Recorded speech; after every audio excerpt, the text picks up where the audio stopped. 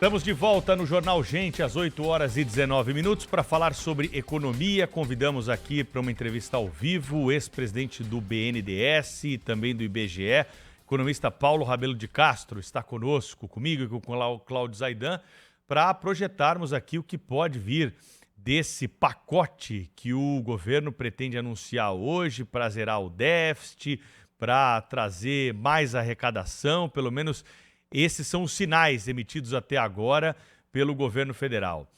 Professor Paulo Rabelo de Castro, qual é a sua expectativa, qual é a tua aposta, se o senhor não tem alguma informação que possa antecipar para nós aqui do que vem desse pacote que, como eu disse, já passou pelo Ministério da Fazenda e, segundo o ministro Fernando Haddad, está na Casa Civil para os últimos ajustes antes do anúncio. Muito bom dia para o senhor.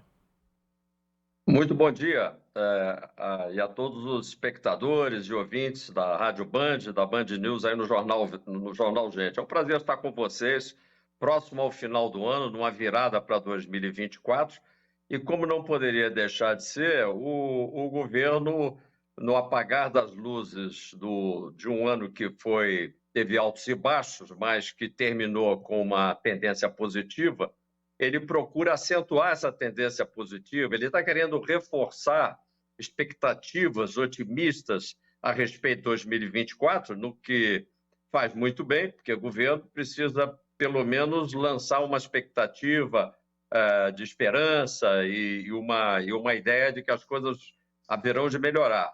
Mas, quando a gente pensa num pacote econômico, isso me cheira a naftalina. Me cheira a medidas preparadas no porão do governo, que não foram exatamente bem engendradas, e principalmente quando são editadas no final do ano, você observa que elas têm uma característica, muitas vezes, tributária. Eu, não estando no governo, não tenho informações privilegiadas, não posso antecipar aos nossos espectadores o que é que poderá vir. Mas a minha experiência de pele, de muitos anos de vivência acompanhando fatos econômicos do nosso país, me indica que vai ter basicamente duas vertentes. Uma que vai querer mexer no nosso bolso, aumentando a arrecadação, você mesmo antecipou no seu comentário, isso significa aumento de carga tributária para alguém. E eu não gosto disso. O Brasil já passou, aliás, do limite de uma carga tributária razoável.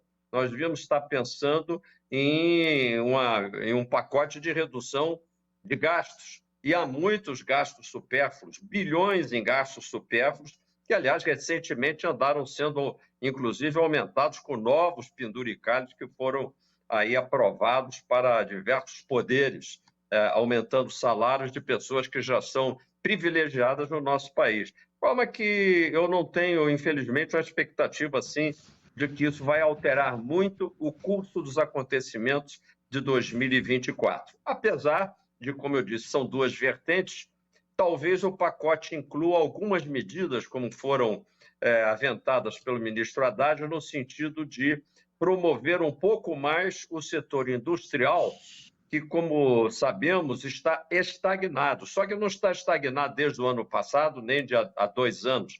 Ele está estagnado há mais de 10 anos. O nosso setor industrial é muito bem indicativo do estancamento tecnológico brasileiro, do conjunto de indicadores que conspira contra a rentabilidade dos empresários da indústria, e o Cláudio Zaidan, inclusive, mencionava, esperançoso de que a gente tenha mais desenvolvimento tecnológico no nosso país. Por enquanto, não temos muito pouco planejamento a esse respeito. Professor Paulo Rabelo, é claro que é sempre bom quando há aumento de arrecadação, como consequência de aumento da produção, do consumo, a economia cresceu, e aí, naturalmente, uma das consequências é aumento de arrecadação. Agora, aumentar a arrecadação Concordo. sem que haja crescimento econômico correspondente é sempre um problema, né? É o aumento da participação relativa, né? Não é? Agora, o senhor falou a respeito do setor industrial, claro que é uma preocupação, aquilo que muitos chamam de desindustrialização, que ocorre, como o senhor mencionou, há mais de 10 anos, talvez há 15 anos. E mesmo os que aplaudem a reforma tributária, apontando inclusive seu caráter desburocratizante, ou pelo menos a diminuição da burocracia, e até com alguns ganhos por conta da diminuição da burocracia, mas mesmo os que aplaudem dizem que o setor de serviços vai sofrer sim um aumento brutal da carga tributária. Pelas análises que o senhor fez, por tudo que o senhor já leu a respeito, o senhor acredita que é inevitável, os serviços pagarão mais? Olha, Zaidan, é claro que vão pagar mais, até porque o jogo da reforma tributária, tal como ela foi colocada pela equipe do Bernard Api, que conduziu essa reforma tecnicamente, era no sentido de nivelar alíquotas. Nivelar alíquotas é uma ideia muito boa quando a alíquota geral do país é baixa, o que não é o caso do Brasil. O Brasil é o país que mais taxa o consumo, de um modo geral. Bens, serviços, são todos muito taxados. Mesmo aqueles produtos que são considerados essenciais, como, por exemplo, os produtos da alimentação, tem aqui no Brasil uma taxação média superior à taxação que tem e o tratamento tributário que tem, por exemplo, na Europa, que taxa bastante. Portanto, você observe que a premissa da reforma tributária, que é nivelar taxas, estava equivocada na medida em que, se o país tem uma taxa geral muito elevada, ele vai nivelar para cima aqueles serviços e aqueles bens, inclusive os essenciais, que tinham uma taxação mais moderada. Com isso, não se quer dizer que, por exemplo, o setor de serviços pague pouco hoje. Ele paga um prestador de serviço paga um nível de taxação, não incluindo a Previdência Social, já próximo a 10%, se ele paga a taxa completa de ISS mais PIS/COFINS. Portanto, o nível da taxa, quando ele vai se elevar, como está realmente hoje programado no texto promulgado, de ser 70% da taxa geral, se essa taxa geral for, acompanhe o raciocínio, 30%, o pessoal do governo diz que não. Mas nos meus cálculos, essa taxa no Brasil, e esse é um segredo de polichinelo, que todo mundo discutiu, debateu, promulgou uma reforma sem saber direito qual a taxa geral que iria ser promulgada, de forma que eu estou habilitado a dizer qual é a minha taxa. Nos cálculos que a RC Consultores andou fazendo, ela fica próxima a 30%. Se a gente aplicar ao setor de serviços, naquelas profissões regulamentadas, o redutor de 30%, então fica 3 vezes 7, 21%, nós vamos ter uma taxa de 21% contra os 8,65% que são pagos atualmente. Ou seja, nós estamos próximos a uma triplicação da carga tributária em serviços, que obviamente tenderá a ser repassada para o cliente desse prestador de serviço. Só que será que o cliente do prestador de serviço vai querer pagar 20% a mais? Então, esses são deslocamentos de incidência tributária que não deveriam ser a pedra de toque de uma reforma, porque, obviamente, isso vai criar, no momento da implementação, uma reação muito, muito negativa. Agora, você vai dizer assim, mas quando que isso vai acontecer? Também tem uma boa notícia, porque no Brasil as coisas são anunciadas para não acontecer. E, aliás, podemos discutir isso, é o Brasil do daqui a pouco. Então, a implementação dessa reforma tributária apenas começa em 2027. Eu e você, que já temos os cabelos grisalhos, aí, a gente fica torcendo, será que eu ainda vou estar vivo? Para enxergar o início da implementação.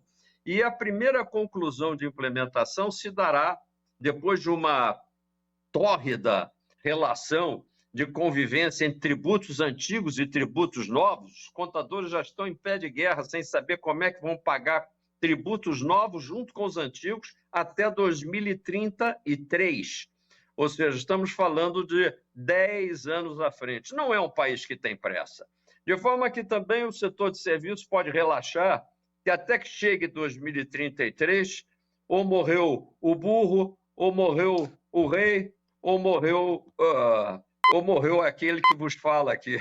Ou seja, nós estamos diante de uma situação em que o país realmente aprovou algo para uma próxima administração e não para o atual mandato do atual governo. Assim é fácil governar, muito fácil governar desse jeito. O senhor falou aí da alíquota, né, que não se sabe, tem as estimativas sobre o que é. Tem outro ponto interessante também, né, Zaidan? Professor Paulo Rabelo, mais gente querendo sair da reforma do que entrar, o que não era um bom sinal. O lobby todo que estava batendo lá no Congresso Nacional era de setores que queriam, não, me tira fora dessa aqui, que essa aqui eu não quero. Se a reforma fosse efetivamente boa, os setores queriam entrar na reforma, né? Se vissem ali alguma segurança.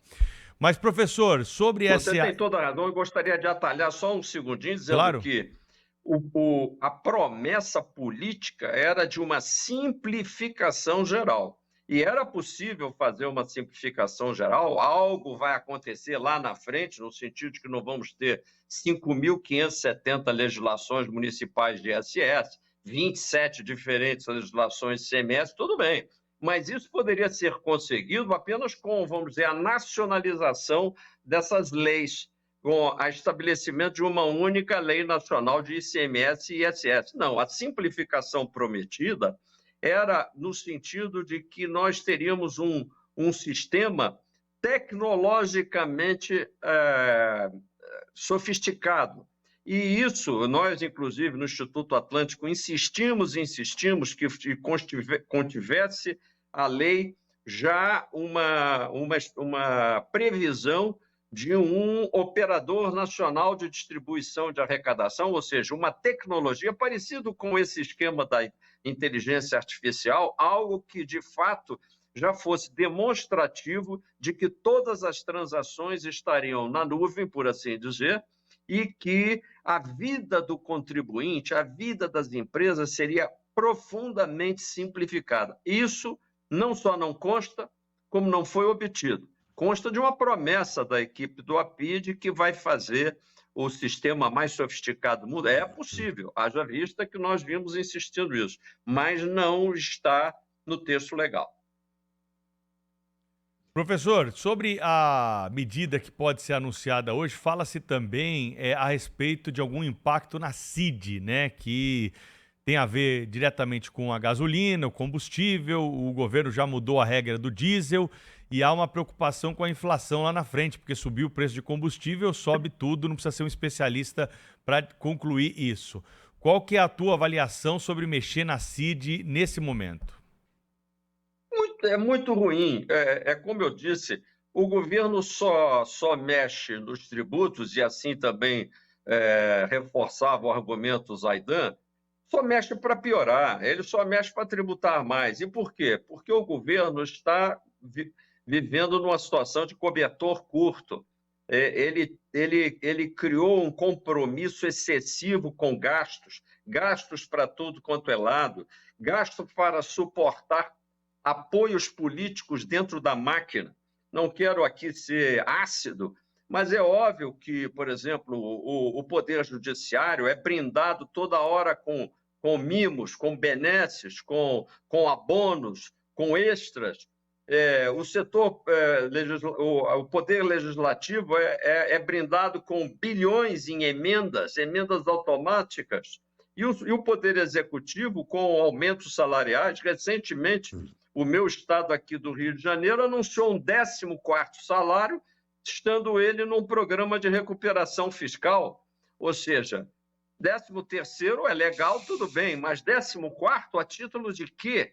E generalizado, porque se ainda fosse um 14º para estimular a eficiência, a produtividade de um grupo seleto de funcionários que se destacou por seu alto grau de comprometimento, não, generalizado.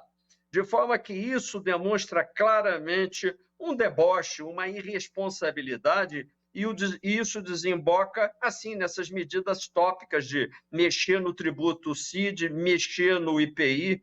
Aliás, eu queria dizer que, por incrível que pareça, você nota que é uma reforma tributária que visava a simplificação, no final, por conta do problema insolúvel aparentemente insolúvel, porque nós também, via esse operador nacional, teríamos a solução para a Zona Franca de Manaus.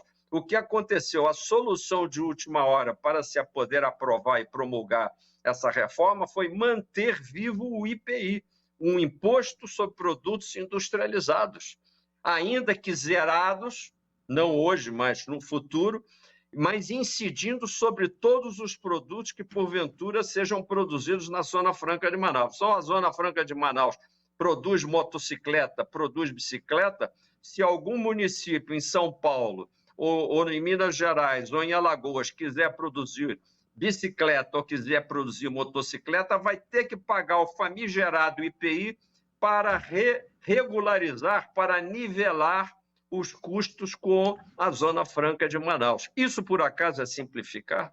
Justamente um IPI que precisava terminar, ser extinto, não zerado. Dá uma ideia do nível de improvisação desses pacotes econômicos. Nós estamos num voo em que o piloto é maluco. Uma coisa parecida com isso. E a gente tem que rezar. O sujeito resolve produzir bicicleta em Americana, aí ele é punido por isso, né? Como ousa? Ele tem que prestar atenção, porque se alguma coisa estiver sendo produzida já na Zona Franca de Manaus, ou vier a ser produzida na Zona Franca de Manaus, ele passa a sofrer uma taxação em vista dessa proteção. Certamente a Amazônia precisa disso. A ideia da Zona Franca de Manaus, quero deixar claro, é extraordinária. Eu, aliás, fui o primeiro consultor econômico que realizou o plano de desenvolvimento da Zona Franca de Manaus lá nos anos 70, a pedido da Superintendência da Zona Franca, a SUFRAMA. Portanto, eu sou insuspeito, eu sou alguém que veste a camisa do desenvolvimento amazônico e da Amazônia, e inclusive de um tratamento especial, mas não pela solução que foi dada. A solução que foi dada é péssima, porque ela impõe um custo para o resto da sociedade brasileira de uma forma torpe. Né? Professor Paulo Rabelo, estamos numa federação, estados e municípios têm no Brasil atribuições sociais importantíssimas, né? Na saúde, na educação, no transporte, na segurança pública. E no dia a dia é um problema, principalmente dos estados e hoje também dos municípios, com as guardas, etc. O resultado para estados e municípios, e aí também eu gostaria de ouvir a consideração do senhor sobre essa jabuticaba aí, que é a dualidade do IVA, né? Mas que consequências o senhor enxerga para estados e municípios com a reforma tributária? Eles ficarão numa situação melhor ou pior? De um modo geral, haverá, porque, como eu disse, é uma reforma tributária para depois de amanhã. Não é nem para o ano que vem, nem para o ano seguinte, 2026. Portanto, isso ainda pode ser mudado pelo próximo presidente, etc. E tal. Ou seja, é uma conversa para boi dormir. Mas dentro do que foi promulgado, e respeitando a sua pergunta, porque ela é extremamente importante, essa é uma reforma antifederalista. Quer dizer, ela vai, na oposição, ela vai bater de frente contra os princípios mais modernos de descentralização administrativa, de fazer com que os recursos fiquem nos locais onde a arrecadação acontece, portanto, nos municípios, o que seria a valorização da administração municipal e das verbas municipais, e, em segunda instância, das verbas estaduais. O que aconteceu com a promulgação desta reforma é que o texto acentuará a centralização. Haja vista que foi criado um comitê gestor que vai estabelecer a distribuição dos recursos do novo imposto, o IBS, o Imposto sobre Bens e Serviços, que será feito de acordo com uma fórmula e não de acordo com o resultado geral da arrecadação efetiva do estado de Alagoas, da Paraíba, do Rio de Janeiro, de São Paulo. Não. Será uma distribuição olhando pelo retrovisor de acordo com uma média que vai estar centrada em algum ponto do passado e não de acordo com o que esteja acontecendo com a efetiva arrecadação. Na última hora, eles tiraram o período em que essa média vai ser calculada, que seria de 2024 a 2028, porque as unidades estaduais, os estados, sabedores de que iriam receber a distribuição de acordo com uma receita que iriam oferir a partir do próximo ano, passaram a aumentar as alíquotas de ICMS acentuadamente numa corrida que ia dar em nada, porque todos aumentando ao mesmo tempo, todo mundo aqui é especialista em matemática, sabe que se eu aumentar todas as variáveis ao mesmo tempo, mais ou menos na mesma proporção, fica todo mundo no mesmo lugar. Só que o contribuinte não ficará no mesmo lugar, porque ele estará pagando uma alíquota mais elevada de ICMS. Ou seja, isso é uma coisa muito maluca. Não se faz uma coisa dessa, não se deixam quase 600 pessoas representativas do país numa casa chamada Congresso Nacional para todo mundo ficar batendo palma para uma improvisação dessa. É muito cara a improvisação brasileira e é preciso que os brasileiros se inquietem com a maneira irresponsável como nós somos administrados. Mas, olha, faça uma pergunta positiva para esse fim de ano, porque senão daqui a gente sai chorando dessa entrevista. O Brasil é melhor do que isso, os brasileiros, nós somos muito melhores do que isso. A nossa representação política é muito ruim. Esse é o nosso drama. Eu vou deixar para o Zaidan fazer já para o senhor essa pergunta otimista aí, mas antes eu só vou fazer um chamado, viu, professor? Pedindo a sua licença aqui para a nossa repórter Natália Pazzi, que está em Brasília, está acompanhando a movimentação sobre esse assunto, a possibilidade do anúncio a qualquer momento desse pacote econômico para o dia de hoje. Natália, como é que está a movimentação aí? Conta para a gente. Bom dia. Oi, Pedro. Muito bom dia a você. Um ótimo dia a todo mundo que está nos acompanhando. A gente fala ao vivo aqui do Ministério da Fazenda. O ministro Fernando Haddad chegou aqui há cerca de 25 minutos, não deu qualquer tipo de declaração até o momento, porque a expectativa é de que ele faça justamente esse anúncio em uma coletiva que está prevista para começar às 10 horas da manhã aqui no Ministério da Fazenda, em que essa coletiva vai servir para ele falar, então, sobre esse pacote econômico que está no radar já há alguns dias, algumas semanas, trazendo essas medidas que vão tentar garantir o cumprimento do déficit zero da meta fiscal do governo federal em 2024.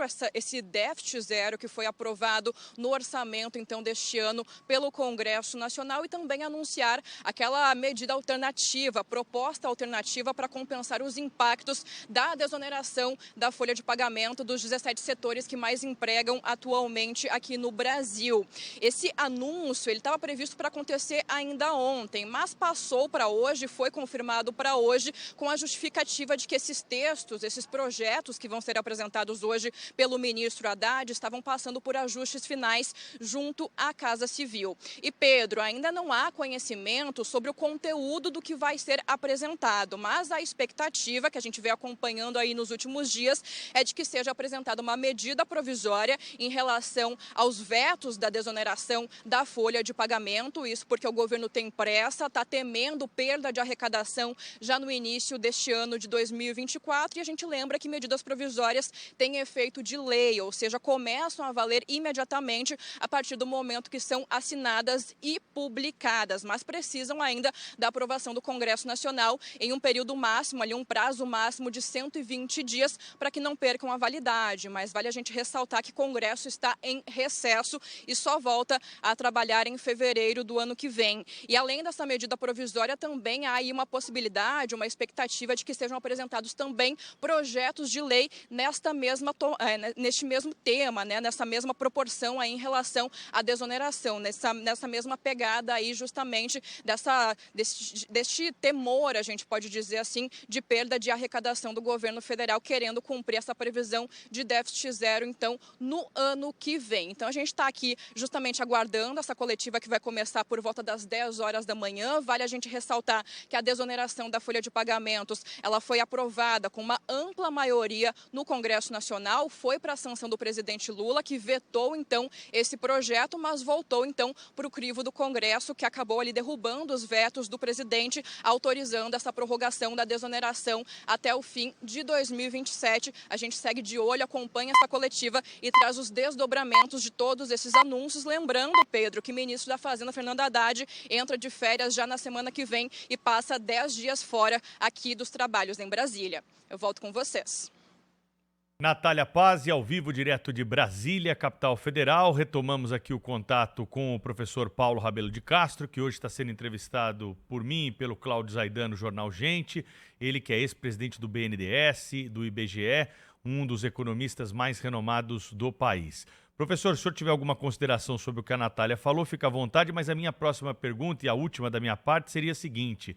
No ano que vem, falando em reforma tributária, vem a reforma do imposto de renda. O que precisa mudar efetivamente na tua avaliação no imposto de renda?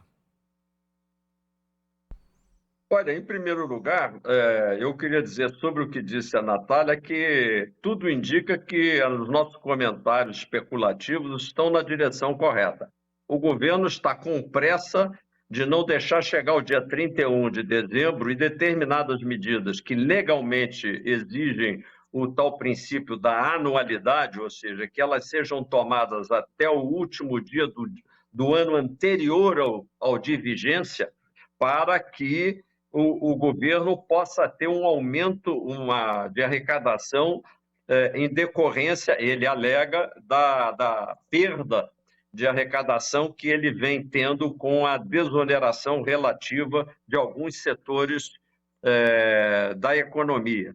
Eu, não querendo me alongar, mas dizer que o Congresso Nacional já se manifestou. Ele é a favor dessa desoneração. O governo deveria estar fazendo um pacote para anunciar onde ele vai buscar um controle maior de outros gastos, de forma a acomodar o orçamento de gastos ao nível da arrecadação, que já é muito elevado. Em segundo lugar, lembrar que o déficit não é zero. O déficit do país é de mais de 700 bilhões decorrentes do escandaloso custo com os juros de rolagem da nossa enorme dívida pública. É uma conversa que, quando a gente diz déficit zero, o brasileiro, mais uma vez, se aquieta, fica tranquilo. Mas o déficit é quase de R$1 trilhão por ano. Este ano nós pagamos mais de 700 bilhões. Ano que vem vamos pagar mais tanto. O governo não se preocupa muito com isso porque ele só emite mais dívida para pagar esses juros ao longo de cada ano. Mas nós ficamos devendo esse aumento de dívida. Portanto, a nossa situação financeira merece uma consideração muito, muito grande. E obviamente, em relação ao imposto de renda, infelizmente, nós deveríamos ter, sim, uma desoneração relativa do pessoal que está na base da pirâmide salarial. Hoje, o Brasil faz pagar imposto de renda àquele que menos pode e, portanto, ele vai contra um princípio básico da tributação sobre a renda, que é a progressividade. Contribui mais quem pode mais. Aqui no Brasil, contribui mais quem pode menos. Será que o governo vai tratar desse assunto com a coragem que é necessária? Para isso também o governo tinha que ter uma qualidade bem diferente para fazer com que as pessoas da classe média, média alta e ricos tivessem um pouco mais de disposição de pagar. Mas quando você paga um imposto de renda e depois você tem que pagar cerca para cercar a sua casa, funcionários extras de segurança para proteger o seu apartamento, o seu prédio, quando você tem que blindar o seu carro, é óbvio que você está pagando duas vezes. Quando você não tem uma educação pública de qualidade e gasta alguns milhares de reais por mês com matrícula em instituições privadas, você está gastando de novo. Portanto, amigos, o Brasil está diante de um orçamento totalmente desordenado. Nós somos que nem um bêbado financeiro. E, obviamente, isso tem jeito? Tem jeito. O Brasil, pelo menos, ele não deve em dólar. Eu e o Zaidan somos do tempo em que o Brasil, além do mais, tinha que tentar vender umas sacas de café para poder comprar um barril de petróleo mais tarde. Hoje, nós nos livramos dessa camisa de força que era muito mais grave. Portanto, nós temos uma situação muito mais manejável. Só para dar e encerrar num tom positivo. Ou seja, nós estamos nos afogando hoje numa piscina de criança. A única maneira de alguém se afogar numa piscina de criança, não sendo criança, é cair de boca na piscina e começar a tomar água, que é exatamente o que nós fazemos. Professor Paulo Rabelo, a última pergunta da minha parte. Não será otimista nem pessimista, né? A resposta é que deve definir qual a direção, né? Mas a questão previdenciária, você acabou de falar, a gente fica discutindo um déficit zero, que é, na verdade, déficit nominal, né? E ao serviço da dívida é gigantesco, pelo menos com essa vantagem de a maior parte da dívida ser em reais e não em dólares, né? Mas a questão previdenciária... A questão previdenciária voltará a assombrar as contas públicas brevemente? Ou o senhor acredita não que... Só já voltará, como ela já assombra. Já assombra, né? Uma parte dessa pressão que o ministro Haddad sofre para zerar a parte, vamos dizer, de gastos diretos, é pelo crescimento ininterrupto da despesa previdenciária frente aos resultados pífios que foram esses da reforma previdenciária anterior, que também não entregou a uniformização dos tratamentos previdenciários como estava prometido, e não entregou a capitalização com o que a gente poderia atrair novos contribuintes para a Previdência. E hoje você sabe, né, Zaidan, embora a gente não queira se alongar, que cada vez mais pessoas a partir de 3, 4 salários mínimos já estão fazendo a sua empresinha, já estão, como se diz tecnicamente, se PJando, virando uma PJ, uma pessoa jurídica, para prestar serviços a uma empresa sem os vínculos do custo previdenciário. Com isso, a reforma previdenciária do governo Bolsonaro acabou virando um tiro no pé, porque as contribuições previdenciárias não estão acompanhando o ritmo dos gastos previdenciários com as pessoas que estão aposentadas ou são pensionistas. Então, nós temos um problema, sim, também muito grave. Ele é também manejável, mas necessitaria de uma compreensão política que eu não vejo hoje na sociedade brasileira. Professor Paulo Rabelo de Castro, foi uma honra recebê-lo aqui nesse dia 28 de dezembro, fazendo um balanço aí das questões econômicas, trazendo também muitos pontos de vista interessantes sobre a reforma tributária. Grande abraço para o senhor e bom fim de ano. Até o ano que vem aqui na programação, hein?